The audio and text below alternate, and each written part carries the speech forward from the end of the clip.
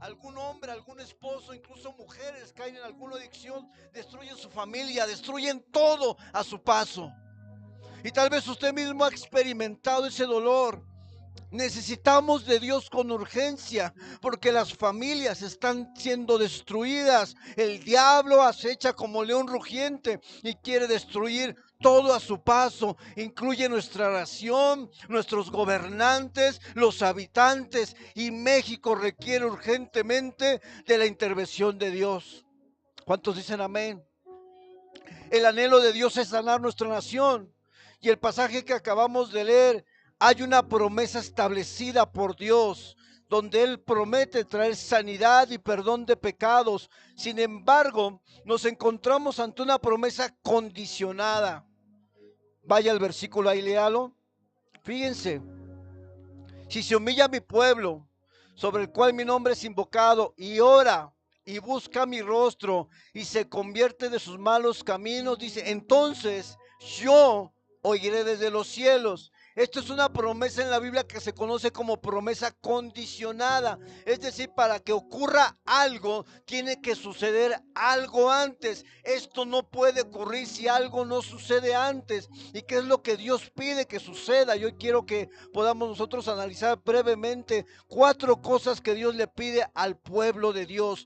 Dios le está hablando a Salomón justo cuando recién acaba de construir el templo, un templo glorioso, pero Dios le da una promesa que el pueblo en algún momento se iba a alejar de Dios. Ese momento era un momento cúspide para el pueblo de Israel. Sin embargo, más adelante en el tiempo, el pueblo se iba a corromper y Dios trae esta promesa en medio de un momento de glorioso para el pueblo de Israel. Fíjense lo que dice versículo 11 en su Biblia. Terminó pues Salomón la casa de Jehová y la casa del rey. Y todo lo que Salomón se propuso hacer en la casa de Jehová y en su propia casa fue prosperado. Y aquí solamente quiero llamar tu atención a una cosa. Dense cuenta que en este versículo podemos ver que primero Salomón se preocupó por la casa de Dios, y cuando él se preocupa por la casa de Dios, él es prosperado en su casa.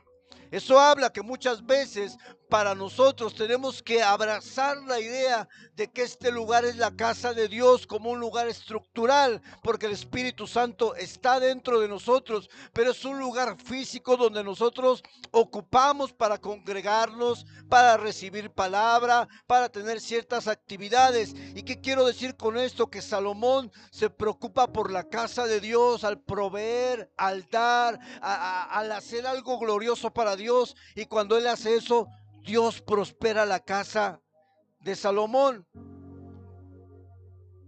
Muchas veces la bendición puede venir al preocuparnos por la casa de Dios. Porque al final no le gusta estar en un lugar limpio, agradable, o su casa usted la tiene toda tirada, o su casa ve todo ahí regado y dice, bueno, pues paso por encima del papel y la basura. Usted cuando vea aquí algo en la casa de Dios que usted pueda arreglar, hágalo. Cuando usted vea que hay algo que necesita, sin que le digan, tenga iniciativa propia, porque es la casa de Dios. Todo lo que hay aquí es de Dios, no le pertenece a nadie, es de Él. Entonces tenemos que aprender a tener iniciativa para la casa de Dios. Porque esta es su casa, este es el lugar donde las personas vienen para buscar su presencia, y tenemos que entender que tiene que ser un lugar agradable y de excelencia, un lugar limpio, un lugar que tenga las condiciones apropiadas para que nosotros podamos recibir a las personas. ¿Cuántos dicen amén? Aleluya. Y en este contexto de este pasaje, Dios le dice a Salomón estas palabras. Estas palabras no eran para alguien que no conocía a Dios, era para el pueblo de Dios. Así que estas palabras son para ¿quién? Para nosotros. Nosotros somos del pueblo de Dios. ¿Cuántos del pueblo de Dios hay aquí? Es para nosotros. Dile al que tiene a un lado, dile es para ti. Dile es para ti y es para mí también. Y quiero que vayamos a Jeremías 29:7 y quiero que leamos la nueva traducción viviente. Muy interesante lo que dice este versículo. Jeremías 29:7 en la nueva traducción viviente. Si usted lo busca ahí también puede leerlo. Va a variar un poco lo que yo voy a decir, pero tiene la idea. Fíjense lo que dice ahí.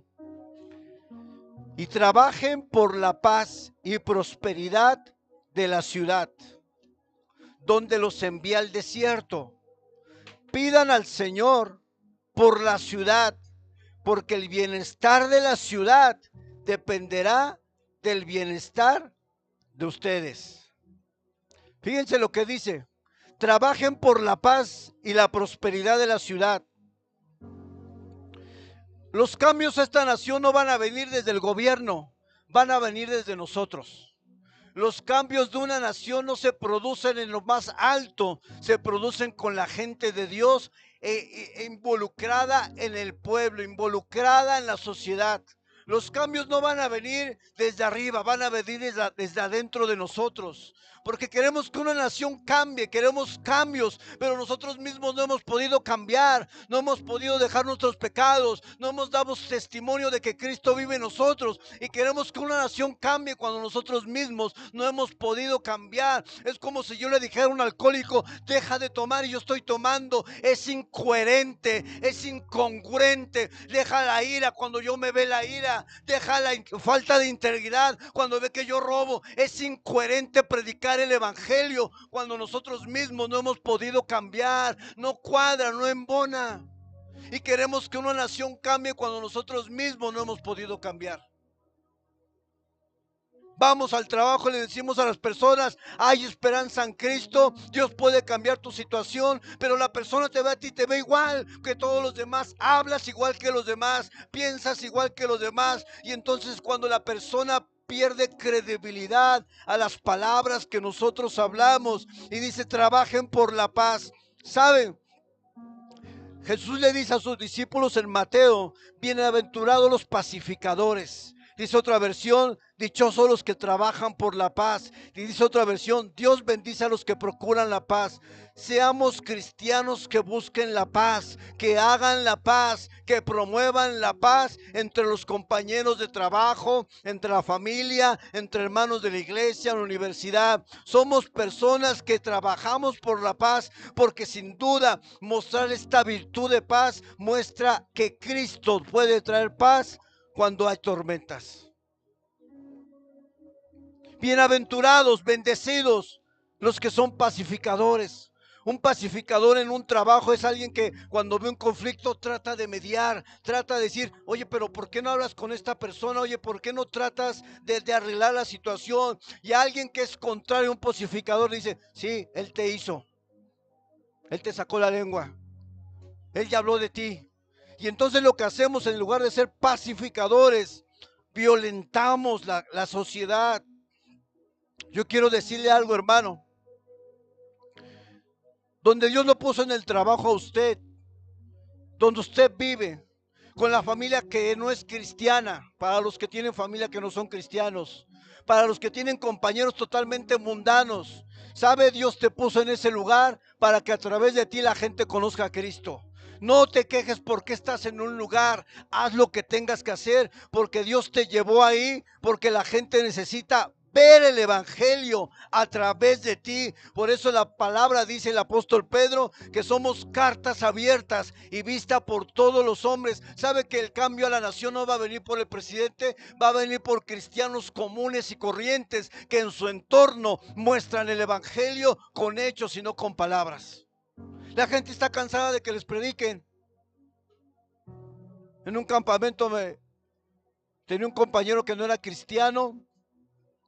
Dice, me invitaron a un campamento cristiano, fui con mi esposa y me di cuenta que uno de los líderes quería con mi esposa en el mismo campamento cristiano. Y ¿sabes qué, Rubén? Me decepcioné del evangelio. ¿Sabe que muchas veces queremos predicar el evangelio, pero nosotros los cristianos carnales hacemos que sea un estorbo el evangelio para muchos? Y me dice, yo de ahí yo iba a comenzar a ir a la iglesia, pero dejé de ir porque ¿cómo puede ser que en un campamento cristiano alguien esté tratando de acosar o de insinuarse con mi esposa? Yo iba con mi esposa. Dice, esto es imposible, Rubén. Y yo como le digo, Cristo te ama. ¿Cómo le digo yo a esa persona que Cristo la ama? ¿Cómo le digo yo a esa persona que Cristo quiere restaurarlo? ¿Qué me va a decir? Oye, pero ¿no estás viendo?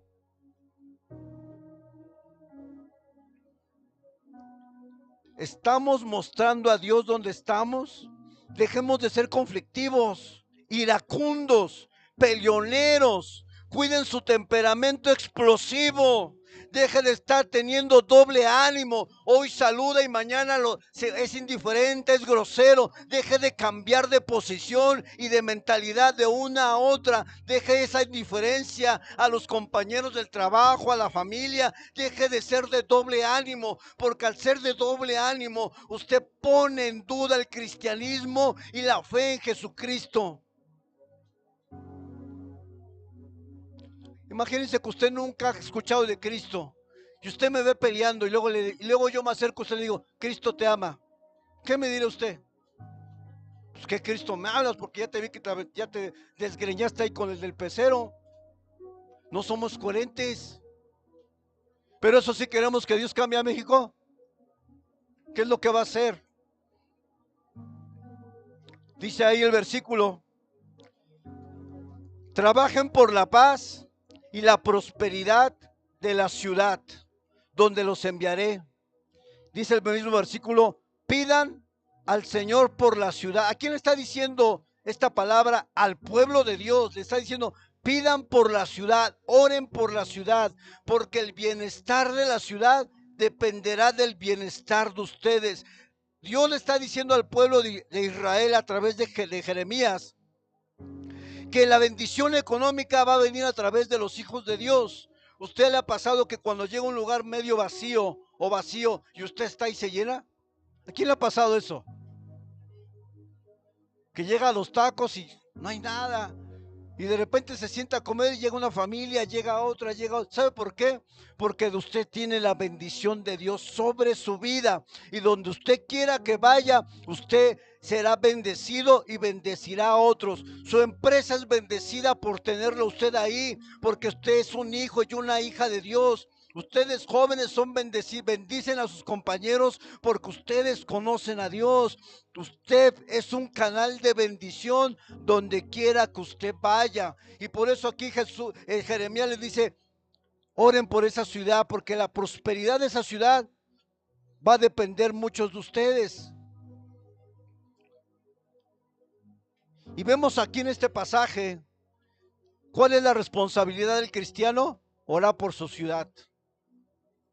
En este caso lo contextualizamos a nuestro momento, es orar por quién, por esta unidad. No nos vamos a ir a las naciones, primero hay que empezar aquí, primero hay que empezar a impactar nuestro entorno, primero hay que empezar en el propio hogar, donde es el primer frente, donde tenemos que mostrar que hay un Dios que nos ama y que realmente puede cambiar las vidas. ¿Cuántos dicen amén? Hay 4 cosas que Dios le pide a Salomón.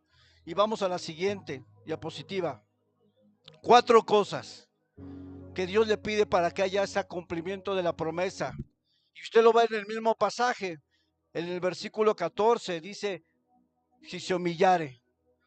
Lo primero que Dios le pide a Salomón, que su pueblo, ¿qué? Se humille. ¿Qué es humillarse delante de Dios? Es reconocer que tú necesitas a Dios en tu vida. ¿Cuántos lo reconocemos? Necesitamos a Dios. Es permitir que Dios tome el control de tu barca y te lleve a puerto seguro. ¿Sabe que muchas personas que aceptan a Jesús lo aceptan como su Salvador? Le piden que venga a su vida, pero le dicen al Señor, siéntate aquí atrás, déjame seguir manejando. Entonces quieren un copiloto, no quieren alguien que guíe su vida, no quieren alguien que los corrija, no quieren alguien que los guíe, no quieren alguien que cambie su vida, solamente abrazan la salvación, pero rechazan el señorío. Y no es lo mismo, cuando aceptas a Jesús, abrazas la salvación, pero aceptas su señorío. ¿Qué señorío? Que Él gobierna tu vida, que Él gobierna tu familia, que Él gobierna en todos los asuntos de lo que tú haces. Eso es aceptar el señorío de Jesús. Jesús le dice a sus discípulos, ¿por qué me llamas Señor, Señor y no haces lo que digo? En otras palabras, ¿por qué me dices Dios y haces lo que quieres? ¿Por qué me llamas Señor y vives como te da tu gana. ¿Por qué me llamas Señor cuando Señor significa que Él está sobre mi vida y Él va a hacer lo que Él quiera conmigo? Cuando hablamos de Señor en esta palabra, hablamos de que alguien es dueño de alguien más, como si fuera un esclavo. Y dice la Biblia que somos esclavos por amor, le pertenecemos a Cristo, pues Él pagó con su sangre en la cruz por nuestras vidas. ¿Cuántos dicen amén? Yo te pido en esta mañana que tú deposites tu vida en Jesús.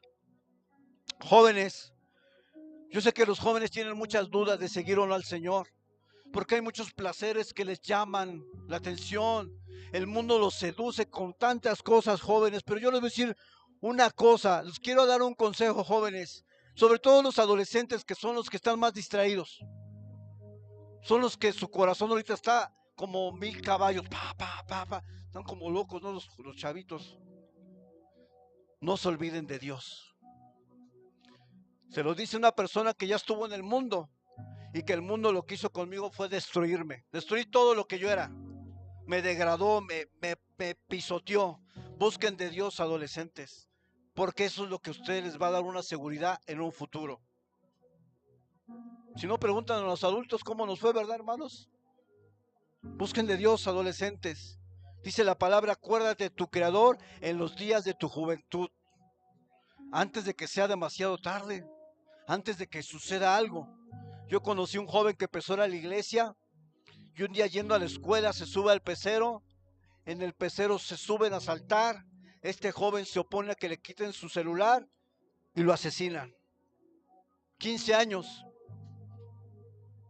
Jóvenes, antes de que sea demasiado tarde, busquen de Dios. Porque tú no sabes que tu salida a lo mejor no tenga regreso y sea demasiado tarde. ¿Ustedes creen que ese joven de 15 años pensó que iba a morir yendo a su escuela, hermanos? Y a veces los jóvenes dicen, no, mañana, pastor, luego, usted déjeme un rato y no, no sabes ni tienes garantizado que vivas una semana más.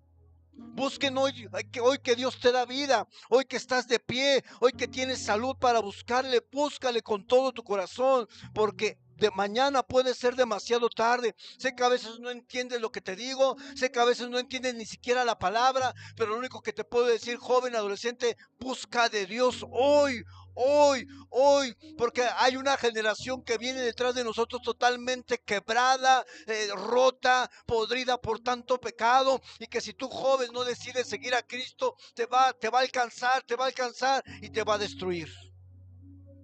¿Sí o no, hermanos? Nos van a destruir. Tengo mucho en mi corazón orar por nuestros hijos,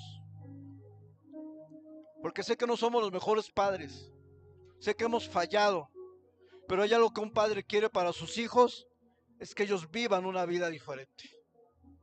¿No la anhela, papá? Con todo su corazón. Que no caigan en los mismos fracasos que nosotros. Que no cometan las mismas barbaridades que hicimos nosotros sin Dios.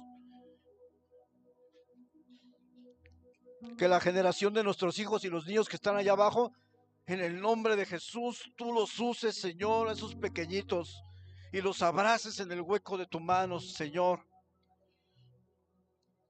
Porque hay una generación aquí y hay otra allá abajo, y vienen detrás de nosotros.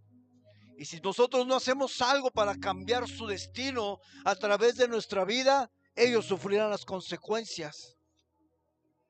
Humillarse es entender que sin Jesucristo no puede hacer nada.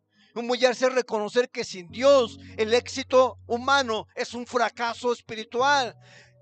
Reconocer que Dios, en mis fuerzas yo no he podido hacer lo que quiero, pero que en las fuerzas de Dios sí puedo lograrlo. Humillarse ante Dios es reconocer que mi familia necesita de Dios, que mi matrimonio necesita de Dios, que mi trabajo necesita de Dios y que todo lo que hago necesita de Dios. ¿Cuántos dicen amén? Humillarse es tener esperanza en algo más grande que las circunstancias, es esperar un buen futuro de parte de Dios, es saber que Jesús, aún en los tiempos de tormenta y vientos fuertes, Él tiene poder y la autoridad de dar la orden de que el tiempo, de que las tormentas se detengan. Me encanta cuando Jesús se sube a la barca. Los discípulos están turbados, está golpeando la barca, imaginen ese momento, están espantados, ven los vientos, dicen, Dios mío, nos vamos a hundir. Y Jesús dice, a ver, espérense, calla y enmudece. Y el viento se calma, todo vuelve a la normalidad, porque ese es el Dios que tenemos, aquel que le puede decir a tu situación, detente en el nombre de Jesús. ¿O hay algo más grande que Dios? ¿Su problema es más grande que Dios? Jesús tiene la autoridad para decir, ya, hasta aquí. Pero necesitamos humillarnos. Lo segundo es decir, necesitamos orar y buscar de Dios. Estas vienen unidas. Necesitamos volvernos como al principio. Necesitamos buscar más su presencia en la intimidad. Necesitamos orar. Necesitamos lo que Jesús hacía cuando Él estaba en la tierra. Se apartaba un tiempo de sus discípulos. Tenía diversas actividades ministeriales. Pero de repente le decía a sus discípulos, ahorita vengo, yo me voy. Y Jesús buscaba al Padre en intimidad. Eso es lo que Jesús hacía. Y esa es la mejor parte, dice María. Cuando Jesús visita a Marta y a Lázaro y a María, dice la Biblia que Marta estaba afanada, limpiando, haciendo de comer, y dice que María estaba a los pies de Jesús. Y Marta le reclama a Jesús, ella no me está ayudando. Y Jesús le dice a María, ella escogió la mejor parte, estar a los pies de Jesús, escuchándolo hablar. Porque la oración no solamente es que tú hables, la oración es que permitas que Él te hable. La oración va en ambas direcciones, es que tú hables con Dios, pero dejes que Dios te hable. ¿Cuándo fue la última vez que hablaste con Dios? ¿Cuándo fue la última vez que escuchaste a Dios? ¿A través de la oración, en un sueño, alguien te dio una palabra? ¿Cuándo fue la última vez? Dice Dios, necesitas humillarte, buscarme en oración, pero también necesitas convertirte de tus malos caminos. Todos queremos una tierra fértil y bendecida. ¿Cuántos dicen amén? En nuestra familia, en nuestros hogares, queremos que nos vaya bien en la vida. Cantamos las promesas de Dios, leemos las bendiciones de Dios, pero no queremos dejar el pecado. Y el pecado provoca que nuestra tierra se convierta en una tierra estéril, seca y muerta, sin frutos. Eso es lo que produce el pecado. Por eso muchas veces en nuestra vida crecen pequeños tiempos de bonanza, de bendición, tiempos de refrigerio, pero son cortos. Casi siempre hay periodos de sequedad. ¿Por qué? Porque lo que hace el pecado es que trae esterilidad a la tierra. Una tierra en pecado no puede ser fértil porque hay elementos que no permiten que la planta crezca. En nuestra vida, hermanos, no vamos a tener frutos de bendición si no nos convertimos de nuestro pecado. Pastor, pero es muy difícil. Sí, es difícil, sumamente difícil dejar algo que te complace, algo que te produce placer, algo que hemos llevado por años y años y años, pero no es imposible, porque cuando tú te decidas a buscar de Dios, es posible alejarse de aquello que te aleja de Dios. Bueno, hermano, yo he conocido personas que sin ir a la iglesia cambian. ¿Será que alguien que no tiene a Cristo tiene más fuerza de voluntad que uno? ¿Será posible? Entonces, ¿qué Dios tenemos en nuestra vida? Porque si alguien que no conoce de Cristo es capaz de alejarse de malos hábitos, tú teniendo al Espíritu Santo dentro, ¿cómo no vas a poder dejar algo que te destruye? ¿Cómo? Es imposible. Eso es contrario a lo que Jesús muestra en la palabra. Cuando Jesús llega a casa de Zaqueo, dice que entró a su casa y le dijo, voy a regresar todo lo que me he robado. Porque un encuentro con Jesús te lleva a regresar todo lo que no te pertenece, alejarte de lo que te aleja de Jesús. Zaqueo reciba a Jesús y una plática con Jesús cambia su vida a tal grado que dice, voy a regresar 4 veces más. Porque esa era la ley. La ley. Estuvo dispuesto a restituir. Eso es arrepentimiento. Arrepentimiento es darte vuelta a algo que te aleja de Dios. Eso es arrepentimiento. No son palabras, ni siquiera son lágrimas. La gente llora, la gente se tira, la gente grita. Pues tus gritos, tu lloro y lo que tú quieras sin darte la vuelta no sirve de nada. Lo que nosotros debemos de hacer cuando nos convertimos de nuestros malos caminos es alejarnos de aquello que nos está llevando a la destrucción. Conviértanse de sus malos caminos. A veces nos preguntamos por qué nos pasa una y otra cosa. Muchas veces no queremos renunciar a aquello que nos tiene atados a una vida estéril, que no da frutos. Por más que nos esforcemos, no hay un avance. Hay un vacío que no lo puede llenar nada plenamente. ¿Quién ha sentido ese vacío? Nada te llena. Porque lo único que llena el vacío del ser humano es Cristo. No hay otra cosa que lo llene. Necesitamos volvernos a Dios para que Dios traiga vida a nuestra vida. Dios quiere sanar esta nación, pero quiere cristianos sanos, no rotos. Imagínense que usted se le asigna ayudar a un matrimonio, pero su matrimonio está más roto que el que usted va a ayudar. Gente rota quiere sanar gente más rota. Queremos una nación para Cristo, pero no hacemos lo que nos corresponde. El evangelio no se trata de palabras. El evangelio es cambio. Si tú vienes al evangelio y sigues viviendo igual como hace 10 años, no te encontraste con el evangelio. Te encontraste con una emoción eufórica en tu corazón, pero el evangelio no fue, porque el evangelio cambia a todo aquel que tiene un encuentro con él. Vea la Biblia, vea la vida de las personas que tuvieron un encuentro con Jesús. ¿Fueron las mismas? Usted puede conocer mucho de la palabra, puede tener mucha palabrería, puede tener mucho de lo que usted quiera, pero el evangelio nos llama a un cambio de vida, a que se vea la diferencia entre yo que conozco de Dios y alguien que no tiene a Cristo. Si yo me paro al lado de alguien que no tiene a Cristo y actuamos de manera similar, pensamos de manera similar, hablamos de manera similar, quiero decirle que usted no se ve a Cristo. ¿Dónde está? Le decía un hombre adulto que conocía la palabra a un joven que estaba fumando marihuana: ya no la fumes. Y el chavo le dice: está bien. Y el mismo señor que le dijo: ya no la fumes, después lo ve allí fumando marihuana. ¿Ven qué contraste? Queremos que Dios cambie esta nación, pero no hemos cambiado nosotros. Seguimos con los mismos problemas de hace 10 años.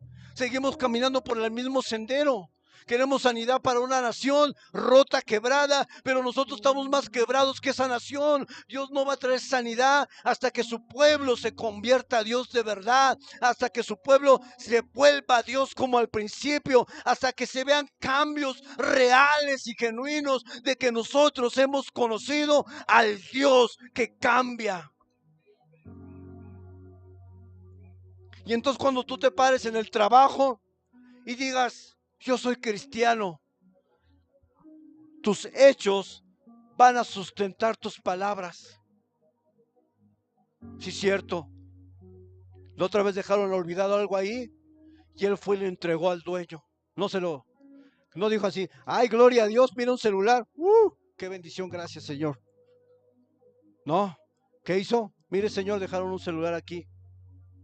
Eso es la diferencia. ¿Cuántos dicen amén?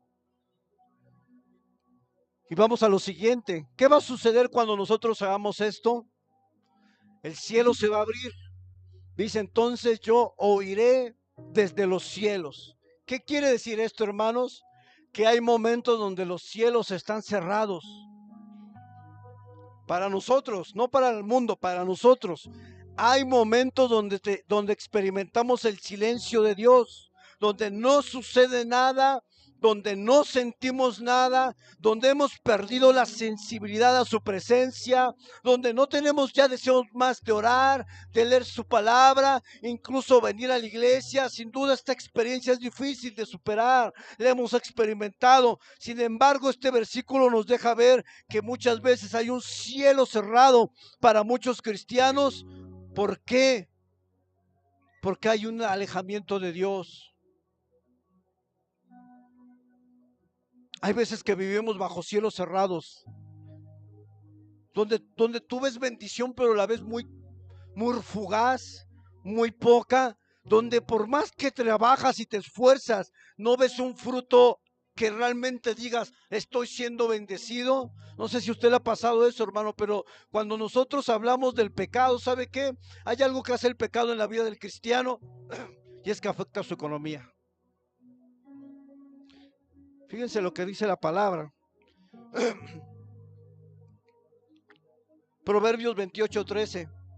El que encubre sus pecados no prospera, mas el que los confiesa y se aparta alcanzará misericordia. ¿Qué es lo que dice la Escritura? Que el que está en pecado y está encubriéndolo no va a prosperar económicamente. Por eso a veces dice que no me alcanza. ¿Sabes por qué? Porque el pecado lo que te hace a tu saco, le das un hoyito por abajo y por ahí se está yendo todo. Por eso no te alcanza, por eso siempre estás apretado, por eso siempre estás contando monedas. ¿Por qué? Por el pecado. Yo conocí una persona que tenía 2 taxis, 2 microbuses. Y dice, no me alcanza. Digo, pero tienes 2 microbuses. No me alcanza. Es que le quiero confesar algo, pastor. Tengo pecado de pornografía. Ya sé por qué no te alcanza. Porque la pornografía merma la bendición. Imagínense 2 camiones de microbús y no tenía dinero nunca. Pedía prestado con 2 camiones. ¿Por qué? Porque lo que hace el pecado es que merma la economía. No prosperarás. Dice el Señor que cuando nosotros volvamos a sus caminos, Él va a escuchar desde los cielos. Él va a abrir el cielo para sus hijos. Y dice ahí a continuación, y perdonaré sus pecados. El perdón de nuestros pecados es lo primero que se tiene que producir para que una nación cambie. ¿Quieres que tu familia cambie? Pide perdón por tus pecados. Tu familia no va a cambiar jamás si tú no te arrepientes de los pecados que tienes. Y más como padres de hogar, como cabezas de hogar, yo he sido testigo de que cuando uno está en pecado, afecta a la economía de todo el hogar. Cuando el padre está en pecado, cuando uno está en pecado, no hay bendición completa, porque lo que hace el pecado es merma la economía del hogar. Los que son sustentadores de hogar, si están en pecado, van a ser mermados por la escasez. Y para que una tierra sea sana, lo primero que Dios nos pide es que nuestros pecados sean reconocidos y que seamos perdonados por Él con una acción de gracias inmerecida. Mire, cuando nosotros estamos en pecado, es como si usted se colgara una mochila con unos 30 kilos. ¿Cómo se siente? No puedes avanzar. Caminas un paso y ya te cansaste, llevas mucho peso, pero cuando empiezas a quitar el pecado es como si sacaras una piedra y te comienzas a sentir más ligero, comienzas a avanzar en la vida y comienzas a sentir esa paz que solamente Dios da y esa culpa que a veces uno carga cuando peca es terrible. ¿Cuántos han sentido culpables? ¿Cómo te taladra, ¿no? El corazón. ¿Por qué lo hice? La culpa es algo que nos trae carga, pero dice la palabra de Dios que vengamos a su presencia, que confesemos nuestros pecados y que Él es justo para perdonarnos y limpiarnos de toda maldad. Primera de Juan 1:9. Quiero que vayamos a Isaías 43, 18, 19. A ver si por ahí me lo pueden poner también. Búsquelo por ahí, hermano.